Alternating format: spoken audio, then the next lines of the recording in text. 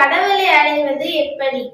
ஒரு தவம் இருக்க முடியுமா? தவம் இருக்க எல்லாராலையும் முடியாது. அது யாகம் பண்ண முடியுமா? யாகம் பண்ண நிறைய செலவாகும். அது ரிஷிகளால மட்டும்தான் முடியும். உச்சரிச்சு ஒரு மனுஷனால தெய்வத்தை அடைய முடியுமா? அது முடியாது. ஏன்னா நான் ஒரு குரு கிட்ட போய் நம்ம அந்த மந்திரத்தை முறைப்படியா கத்துக்கிட்டாதான் முடியும். அதுக்கு நீங்க கேட்கலாம், ஏன் நம்மளால அது இறைவன் அடையவே முடியாதாங்க. அதுக்கு நம்ம திருவள்ளுவர் என்ன சொல்லியிருக்காருன்னா, நம்மளால இறைவனை அடைய முடியும். நீங்க ஒரு நல்லது செஞ்சு ஒரு நல்ல மனிதனா வாழ்ந்தாலே போதும், நீங்க இறைவனை அடையலாம். அதுக்கு ஒரு குறள் கூட நம் திருவள்ளுவர் சொல்லியிருக்காரு. வையத்துள் வாழ்வாங்கு வாழ்பவன் வானுரையும் தெய்வத்துள் வைக்கப்படும். இந்த உலகத்துல நல்லவங்களாவே வாழுங்க. நல்லவங்களா வாழ்ந்தாலே நீங்க இறைவன் கிட்ட போக முடியும். நன்றி, வணக்கம். அடுத்த குறளில் சந்திப்போம்.